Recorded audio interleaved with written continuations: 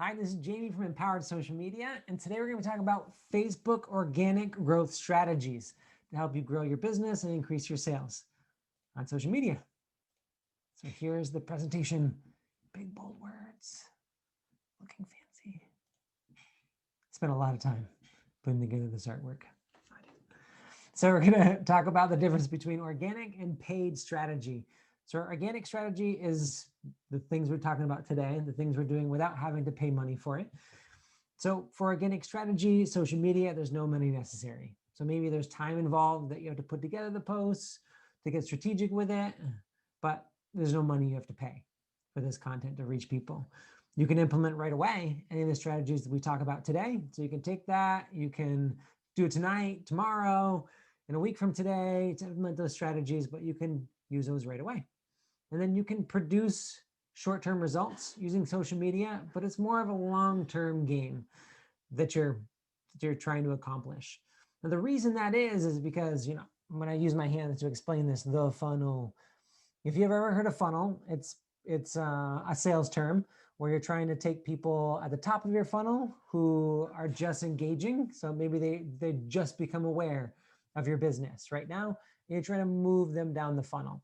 So someone who's just become aware of your business is probably not likely to purchase something right away, unless there are certain circumstances where that makes sense. But most of the people aren't going to see it right this second and decide, yes, I'm purchasing it. They're going to go through a consideration phase, which is the second part of the funnel. So your content, you're building a reputation, rapport with a relationship with people over time. So they start off aware of your brand, and then they get into that secondary part of the funnel. So top is awareness, middle is engagement / consideration, and then bottom is conversion, a purchase, either a soft conversion or hard conversion. So you're trying to work these people down the funnel so that they have that relationship, and when it's time for them to make the decision on the purchase, you're the person they're going with. So that's why it takes some time.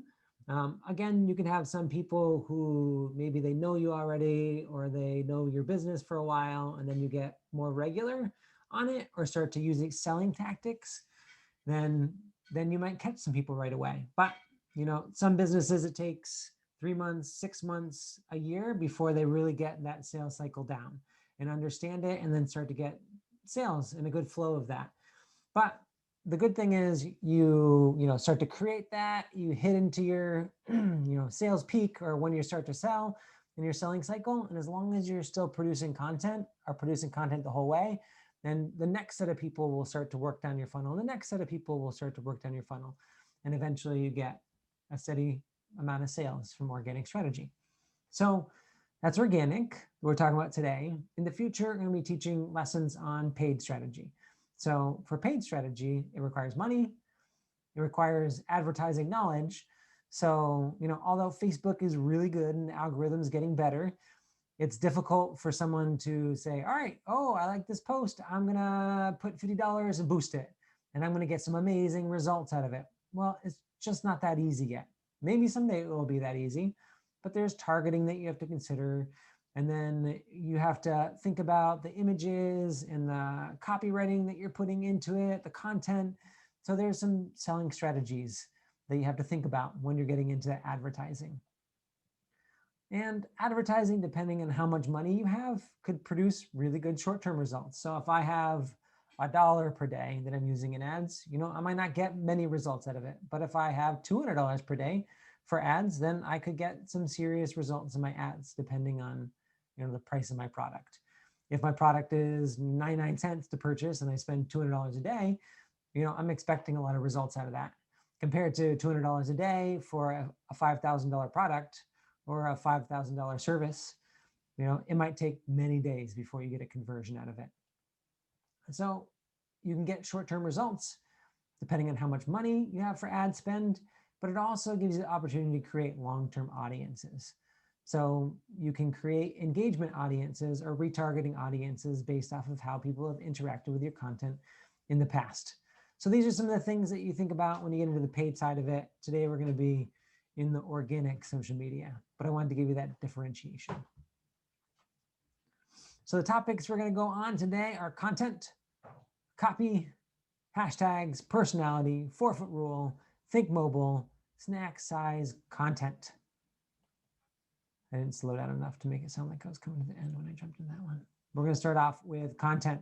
We're going to have these two different things. The way I'm going to work it is stop doing this and start doing that, because I'm going to show you a lot of things that I see people doing that are really not helping them and actually hurting them significantly on their social media growth.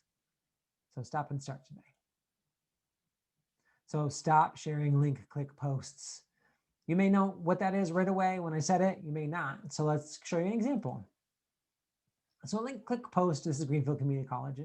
This is one of the businesses that I work with and do their social media for.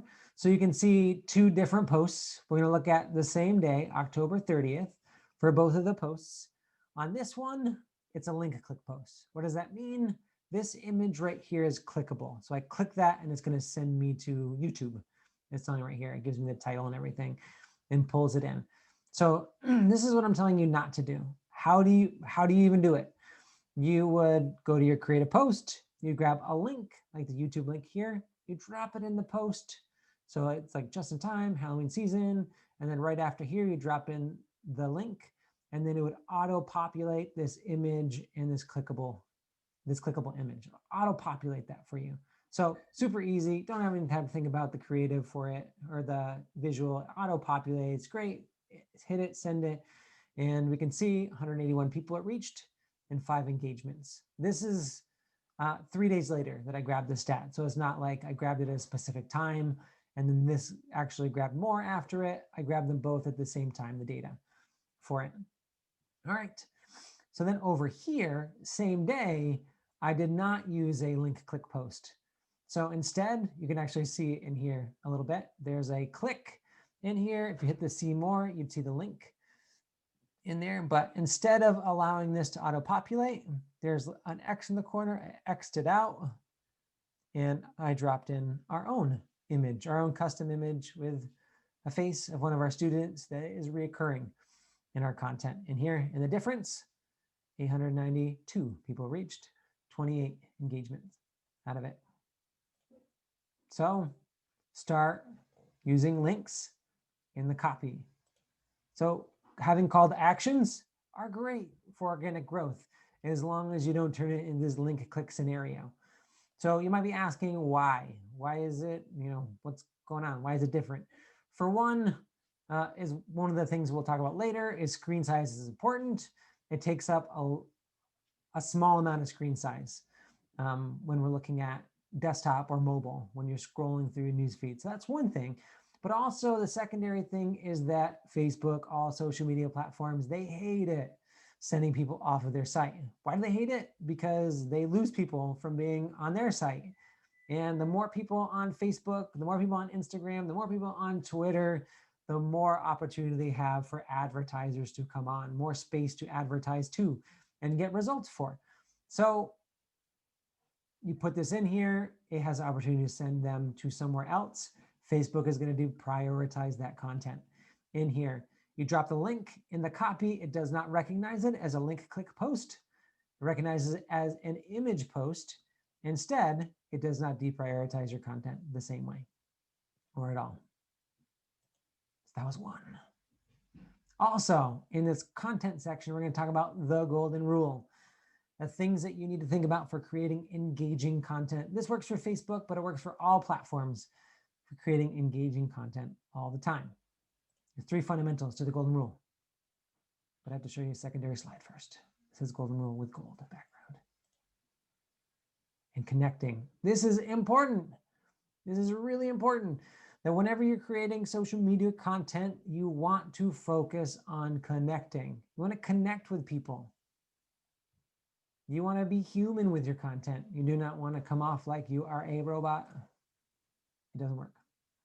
So the golden rule, we're creating content that inspires, inspirational, educates, or entertains. Those are the 3 different things we're creating content for. There's a 4th one, but I can't tell you unless you take one of my courses in the future. All right, so number 1, inspiration. So over here, we have a local health and wellness business, fitness business, personal training business who is celebrating their 1 month anniversary as Health and Fitness Matters Fitness. Or My Health Matters Fitness, I said it wrong. So this is a share to a personal page, but this is talking about an anniversary. And this is something for anybody, right? Worried about starting a business, or I want to start my own business, but I don't know if I can do it. This is one of those things like a feel good, like someone you know started a business and it's their 1 month anniversary. So it's inspirational. In the middle in here is this before and after. So for a business, right? A lot of times we see news about a business that is taken off, right? And we're like, oh my God, overnight success. When we find out it was not an overnight success, that business had been in business for 7 years before they got to where they were, before they had that overnight success moment. They don't like to talk about that 7 years leading up to it. So this is one of those examples, the human examples, where it takes time. So if we look over here from Food for Strength LLC, a business I worked for in the past, or worked with in the past, doing social media, they had 2014 to 2016, where you can see in here, they're creating healthy prepared meals. And they did it at a Tupperware, and they did it in their kitchen in the early days, because they didn't have enough money. They didn't have enough sales to be able to have a facility. But then you look, 6 years later to today, this is back in March, they have their own facility, they have stickers, they're streamlining, their sales are there to be able to accommodate that kind of thing. So this is that before and after moment where you say, all right, you know what? I've been doing it for 6 months. I'm still not getting the sales yet. I'm being consistent. It just takes time. That's one of the things that I see businesses fail the most, is they do not give themselves enough time to be successful. Over here, this is one of those things that makes you think, right? Bless my eyes to see goodness, bless my words to see kindness, bless my heart to feel compassion, bless my soul to radiate love. So this is a life coach giving a message to their people, a quote of something to think about. And these messages inspire people as well. So quotes can be in different industries very good for inspiration. So education. So this is art education. This is talking about some of the behind the scenes when it came to creating a specific artwork, what it went into that. A lot of people, they see the finished product. They don't know that it took 12 hours or 14 hours or 20 hours. So they're like, oh, why am I paying $400 for this artwork? Well, because it took time to create the unique artwork that you see today out of it. So this is really engaging. Some of that education of what's happening behind the scenes to create that artwork. Or this is something for the CBD world, where people are like, oh, my pet has A, B, or C with it. Would CBD work for my pet to solve it? Well, there we go. We get this little wonder in here. Does it? How does it? Is it safe for dogs? Click here to find more. So this is the education. This is a teaser for the education, but it's an education type post. And this is also an education. So 2,600 shirts for Smith College, all hands on deck. So like, how does this educate anybody? Well, it educates them that they have the capacity. Not only they have the capacity to take on 2,600 shirts, but that they work with a local college, Smith College as well. So it educates that they can take on those big orders, and it educates that they have some serious clients too that are well known in the area. So education can come in multiple forms with capacity, and also can come in the form of the clients that they're working with right now and the reputation that they have in building. And then we have entertainment. So dog training, right? You're trying to help dogs improve on behaviors. This is a funny post in here. Dogs 0 to 4 months, looking up at the owner. 4 to 24 months, it's a raptor.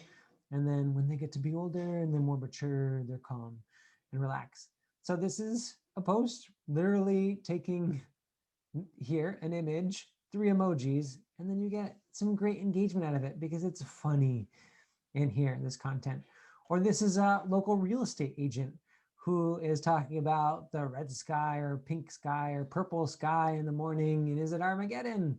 When this this makes you think a little bit. It's not Armageddon, but it's funny and entertaining in that way. Or we can talk about another real estate agent who has how can a man who can hit a deer at 250 feet keep missing the toilet. Like, this is something that has nothing to do with her as a real estate agent, but it has to do with houses. It has to do with something that, we know is a thing that happens, and it makes fun of it in there. So engaging content doesn't have anything to do with her reputation and being a real estate agent, but it pulls people in and makes them laugh a little bit. So this is why this is engaging, entertaining, but I do want to just take a second and recognize this type of content and recognize that in whatever content that you create, you got to have some authenticity to it. So, this is great when you're sprinkling this in or using this as part of your content. But if this is all you're doing with your content and you're not, telling people how you are as a real estate agent, or talking about the experience that they could have, or answering questions that they could have coming up, then you're really doing them a disservice, and you might not actually be moving people down the funnel. You might be bringing them to awareness, like, oh my God, I know this person. And then, oh, it's really funny and stuff. But when they're like considering who's going to be the real estate agent, it may not be the funny person all the time who they feel comfortable with. It might be someone who's educated them in the past in a different way, that has experience and clout in the industry. So I want to say that as a caveat. All right. So we got to our copy section. So stop writing like a business. You're like, but I am a business. And I'm telling you that it does not perform if you're trying to write like a business. Let's take the Greater Northampton Chamber of Commerce, another business I've worked with in the past. So over here, they say the Western Mass Economic Development Council invites the community to join their annual developers conference presented by. It's very business-like in here. What do we got for it? We have 111 reach, 3 engagements off of it. All right, let's look at another piece of content that they wrote. Planning for our annual campaign looks very different this year, and it's certainly not as photo-friendly.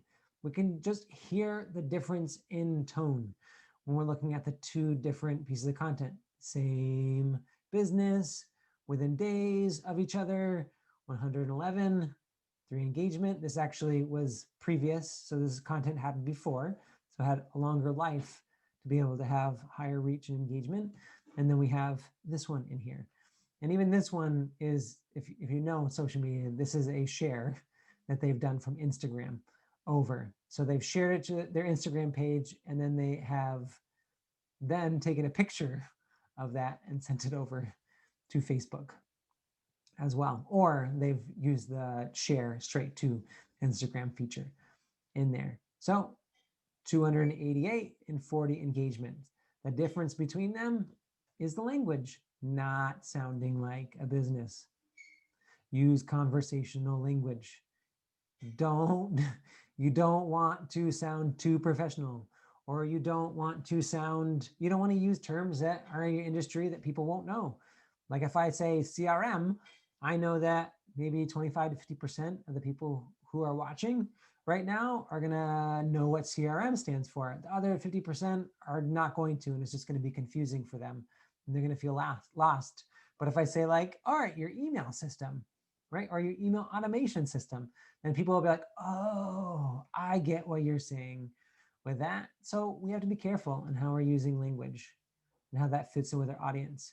If we're into academics, right, and we have academic content that we're putting out there, we're a professor, then yes, that makes sense for your audience, because they're probably going to be on the more academic side as well. And the conversational language may not fit that audience as well. But in general, use conversational language. And also use emojis. So an important term to talk about are brand emojis. You're like, what? Brand emojis? Yes, that is going to emojis. So like that's grabbing, you can do this on Facebook as well, or grabbing your phone, going to your Instagram app or Facebook, going to send, like go to create a post and looking through all of the emojis. So you're looking through the emojis to find out which emojis you can represent your brand. If you're, training healthcare professionals, there's a bunch of different healthcare emojis that are in there. For real estate, we use the home with a tree behind it emoji and a red heart for it. with a therapeutic massage business. It's called Escapes Therapeutic Massage out of East Longmeadow. Giving him a shout out. We use a palm tree emoji because that is part of their logo for that relaxation that you're having with it. So it is you going into your emojis, going down, and then deciding, all right, okay, this emoji is going to be in my brand emojis. This emoji is going to be in my brand emojis. This emoji is going to be in my brand emojis. So I say on average, use one emoji in your content. You could test, you can try multiple emojis in your Facebook content, but really one emoji is a good sweet spot for you to help engage with your content and also less look business in there. So go through it.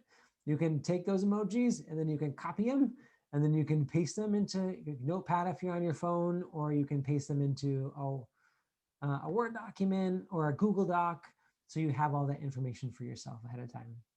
I actually suggest that. Paste it into a document all together with the things that you maybe learned from today, taking notes, or just in general so you can reference those in the future. All right, so hashtags. If you had asked me about hashtags 3 months ago, I would have said, do not. You don't need to use hashtags on Facebook. And actually, unless you're using it like in an ironic or funny way, like it's not going to help you perform and it's going to look a little awkward in there. But today, so my thing is stop not using hashtags. So there's like a double negative in here, but I think you get it. So start using hashtags and use them at the end of your content or in the comments. So it's not like, it just looks ugly if you put them all together. Having some spacing. I chose to use 3 brand emoji green hearts for Greenfield Community College, but you don't have to use those. You can just space it out 3 and then drop in the hashtags in there. That again just makes it so that your content isn't super cluttered. Or if you post something and you're posting in the moment, you can take those hashtags and you can drop them in your comment section of your post as well to make it indexable. I suggest doing it this way in the copy itself. The sweet spot for Facebook, between 4 and 8 hashtags. So we're actually going to break down hashtags a lot. Well, not a lot, but lower. We're not going to go crazy. So there's some different, you're like, all right, okay, got it, Jamie. Hashtags. What do I use? What kind of hashtags? Well, there's industry specific hashtags. So if I'm selling CBD oil, CBD is industry specific. CBD oil is industry specific. What about business specific? So maybe I do upscale CBD oil. So it might be upscale CBD oil that I use for it. Or maybe I have a specific type of CBD oil that I use. So that's for my business, I could use that as the product. So product could be Manhattan CBD oil is the name of the product. So I might use that. Now I was thinking about other things like dog training, right? We're going back to like a service where someone's paying for and they're taking it either in person right now, distanced, or they're taking it virtually. And that service could be hashtag dog training, or dog training classes could be the specific service that you're offering. Now, maybe you do content specific hashtags as well. So that could be, you have a picture of a dog, maybe you're doing hashtag dog. That's specific to it. It's also, business, could be business specific, but it could be the type of dog that you're talking, like cattle dog in there. So hashtag cattle dog. You may have used hashtag dog as your industry specific one, but then content specific, hashtag cattle dog or hashtag cattle dog training. So that could be content specific ones. Now, core hashtags are the ones that you use all the time. So I want to be clear that you don't have to every single post come up with 8 hashtags or 4 hashtags. You can have core hashtags that you use in all of your content. So that could be using dog training. If you're dogs, hashtag dogs, hashtag dog, hashtag dog training, hashtag dog trainer or trainers in there. So that could be core hashtags that you have. So you're using that every time. And then maybe you're thinking about, all right, I have 4 core hashtags. Now I'm going to add a seasonal hashtag in there as well. So fall dog training, not that that's going to be great. And you're going to find out specifically when you type in fall dog training, if that even exists, or if you're creating it for the first time, which is, we don't want to create a hashtag unless it's your brand name that you're doing for it, because no one else will be following that hashtag at that point. But for something like photography, it's fall photos, or spring photos, or fall photography, or fall foliage photography, when that was a thing a little while ago. So that's where we'd be using seasonal. So you have your core hashtags: photographer, photography, family photography, senior photography, and then seasonal, fall photography, fall foliage photography in there. And you got 6. Then there's also the terms of popular versus niche. And in future, when I get into Instagram and hashtags, I'll explain why it's important to have a mix of popular ones and niche ones. But for today, we're just going to distinguish the difference. They're popular and niche. So how do you determine which ones are popular, which ones are niche? So it's typically single word are going to be the more popular ones, and then multiple words. So if I do college itself, that's going to be more popular. It's going to apply to more people. That's it. It's going to apply to more people. I thought I had something else more to say to that. I didn't. And then when I do community college, it's going to be a little more niche, right? There's less community colleges than there's overall colleges. Or if I go college, com_college, that's also going to be niche, because someone has to type in com_college for it. So that might be even more niche than community college. Or I could say community college life. That's going to be even more niche. So single words, not all single words are super popular, but usually they are more popular. And then you add a secondary word. So news, popular. News feed, less popular. Newsfeed tips, less popular. Newsfeed tips for social media, less popular.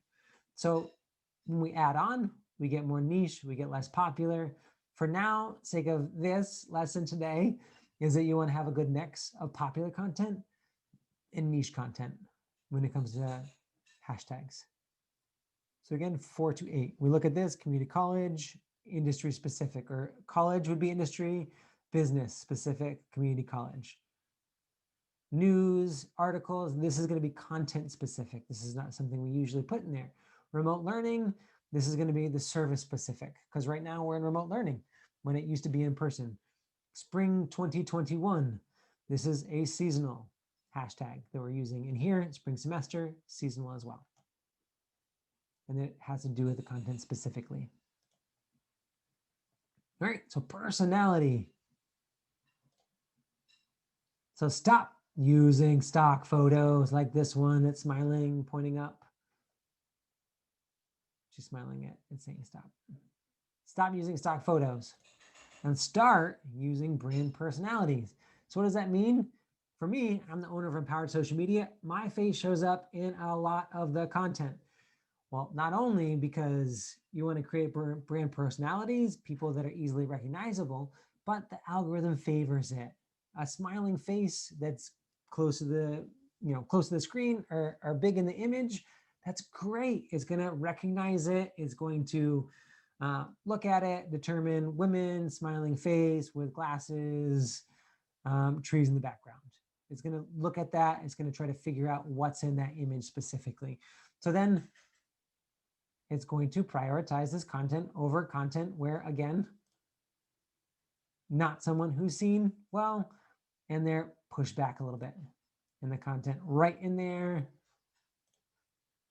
Push back a little bit, longer form content, and someone that they may never see again in the content.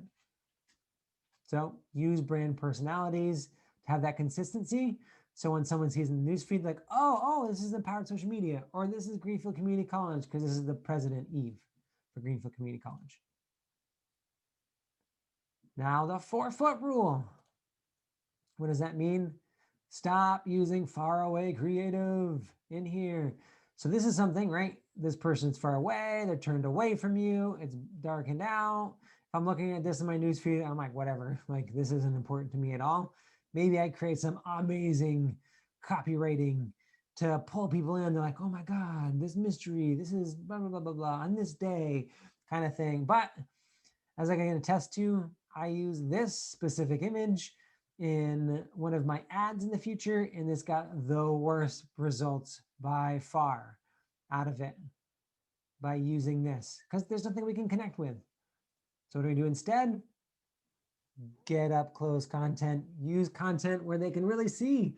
They can see the expression in their face. They can relate to it. Right here, nothing. I don't relate to it. Is it a man? Is female? I think when I look at it, it's a man, but looking away, boots, like I really want it, but am I going to do that? No, I'm going to scroll past it. Over here, oh, look at it's Jamie up, powered social media, like at his house, smiling, like, oh, okay, what is he talking about today?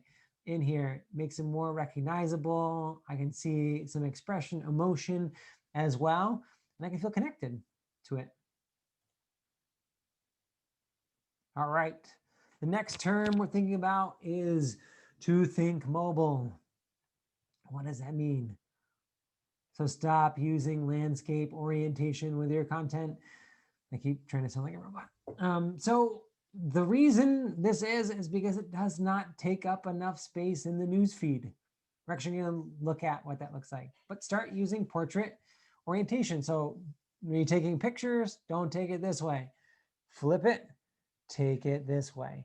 So this works for Facebook, this works for Instagram, when you're posting natively on Twitter, it works for that, it works for LinkedIn, and I'm seeing best results when you do it like this, with that portrait up and down content. Again, why? Because it fills the screen. We can see these different things, right? This takes up a little bit. You're scrolling through, I'm on mobile, it takes a little, it takes a little. This takes a big chunk of the screen. It takes up almost all of the screen. This, right, I can see the end of one post, beginning of another one, same thing over here. There's things that I can get distracted by. This takes up the whole screen. I don't see anything else when I'm scrolling past this one. So it's harder for people to ignore this content. It gives you more space to create some more bold images in the content as well, to create bigger titles to things in there and not completely take over the image. So it takes up more space. And that's what we want. We want people to have the opportunity to not scroll past us, to stop at us and engage with our content. And that's what we do when we think mobile. Again, why mobile? Because most people engage with social media using mobile content. So we can't think desktop. And that's where you're going to get that landscape content that could perform better. You know, if someone's watching a YouTube video, that's that landscape right now for a presentation. We're in landscape right now, but you turn your phone to the sideways, then you can get landscape out of it. But the traditional person is not doing that. So they're looking at content on mobile in this up and down format. They're swiping. And if you're small, you're going to get lost in it. All right. So the last concept for the day we're going to talk about is 100 calorie packs of content. So stop oversharing info and value propositions. What does that mean? So for instance, I have a social media class coming up very soon. And in that class, I can create one post that talks about all the values, right? I'm trying to sell everybody. I'm not going to throw everything out there in the kitchen sink for this person. I'm going to tell them, all right, it's going to save time. It's going to save money. It's going to level up your skills. It's going to grow your business, increase your sales, help you understand selling tactics. Oh my God. And then on top of that, we're also going to help you set meaningful goals. So I'm going to throw this all out there. Boom. It took me, 40 minutes or an hour to really think about this post, draft all of this stuff for it. Good. I put it out there and it doesn't perform because I threw too much at them and they could not absorb the thing that was most important to them. So that might have been point number, I got counted out, 6. And then point number 6 that they were really pumped about, understanding selling tactics. Like that were keywords that really fit with them, but they only read up to 4. And we're like, all right, you know what? This is maybe like, oh, this is too salesy for me. Or they don't get to the place where they really, it's really resonating with them. So they read part of it. It was too long for them. They gave up before they even got to the place that was going to pull them in. So instead of oversharing, try to drop everything in, spending an hour to create content, break it down. Break it down. So let's post number 1. Instead of that big one, save time post. So it says, learn social media optimization skills to produce more results in less time. That's great. So maybe someone's like, oh, I get it. That resonates with me. But if not, that's okay. Because post number 2 also talks about saving time. And if you know, when it comes to sales, 2 things that are most important are time and money. So save time number 2.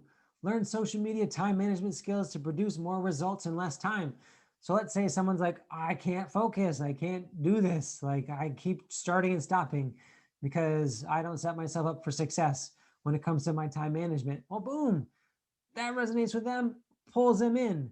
When that first post, that one huge post that you took an hour on, oh, now I took 10 minutes to create this post. I broke it down. It's much smaller, more easily understandable.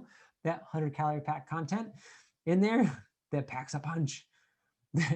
And they have that opportunity to now understand more. Or they saw post number 1, and now you're building value with post number 2 for them as well. So you have a second opportunity to catch them when that one post that was like the end all be all that didn't perform well. And now you're all like, oh my God, like I'm never going to get good results, or I suck in here. What do I do? These are some of the mistakes that people make commonly, and that you can now fix by understanding this, by breaking it down. So we got another one. So save time again. So we only said it once in the first one. We didn't even break it down, but now we're breaking it down. And this is the third time. Stop wasting time feeling lost and confused and start to feel confident with your social media strategy. So a lot of people, from my experience, they get to a place where they just don't feel confident enough. They're like, is this working or not? Or they second guess themselves, or they edit it over and over again, or they'll spend an hour and be like, no, I can't. I don't feel good enough with this. I'm not doing it. And then they give up on it. Or maybe they give up in general. So they post it twice and then they give up because they're not using some of these organic growth strategies. So this is a great way to, again, pull them in. Someone, for going back, someone, maybe that doesn't matter to them, optimizing to save time. They're like, I know some good stuff already for optimizing. It doesn't have to do with that. Well, it doesn't also have to do with time management. I'm really good at like putting things in my lists and getting it done, but it's because I keep second guessing myself, that instead of being able to create 4 posts a week, I create 1 because I keep going back and forth on stuff. And I find like it has to be perfect. The content has to be absolutely perfect in every way before I can put it out. And that forces me to put out 1 piece of content that's not engaging. Instead of 4 pieces of content that we can break down and get much more engaging content out of it. So again, instead of that, looking back, instead of that 1 content that had 7 different bullet points in there, we were able to create just 3 out of the time, maybe 3 out of the money. We'll be able to break it down. So there's also that stress component where you're like, I don't have enough ideas. How am I supposed to create all this content? I don't know where to go from. Where I just went from 1 post that took me an hour. Now I have 12, 14, 20 different ideas, smaller posts that I can now break out, and then I can use to educate people over time on my content. So 100-calorie packing a punch kind of content, breaking down for yourself. Awesome. So those have been the growth strategies that we want to go through today. I do want to say at the end, this is my little sales pitch for you in here, that we have holiday selling class, social media for small businesses and entrepreneurs, that is coming up on November 17th, where we're going to get into all the platforms, Facebook, Instagram, YouTube, Twitter, LinkedIn, to help you figure out, all right, which platforms do I want to use for my social media strategy? When do I want to use them? How do I optimize for them? How do I grow those channels? There are some people who use Facebook only, right? Maybe they're in the older demographic, which is strong with Facebook, older demographic, baby boomers are older, and you're not going to see those people on Instagram. Or you're going to see, some baby boomers that are only on Instagram, but they're not on Facebook. So if we're only looking at one platform and trying to sell on one platform, we might not be hitting all of our audience in it. If it's not just baby boomers, it's also millennials, then Facebook and Instagram are great platforms. But we have to think about our demographic and being able to create content effectively. And that's what you're going to do with this class. We're going to break everything down. We're going to simplify it, help you create a whole social media plan, and give you some bonuses along the way and how to grow and sell for the holidays and what that means with selling cycles. So again, that starts on November. Oh, this is October. It's November. Pretend this is an 11/17th is when this starts. Awesome.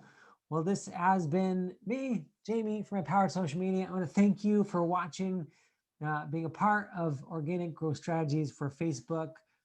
Implement these, as many as you can, without going overboard in it. So you might implement 1 per week is a really good strategy, or 2 per week, and get consistent with using these in the future. We have a lot of free content on our website. You can go to empoweredsocialmediacode.com and go to our blog section. We do monthly free just like this, and we'll be doing Instagram coming up, so you can look at that too.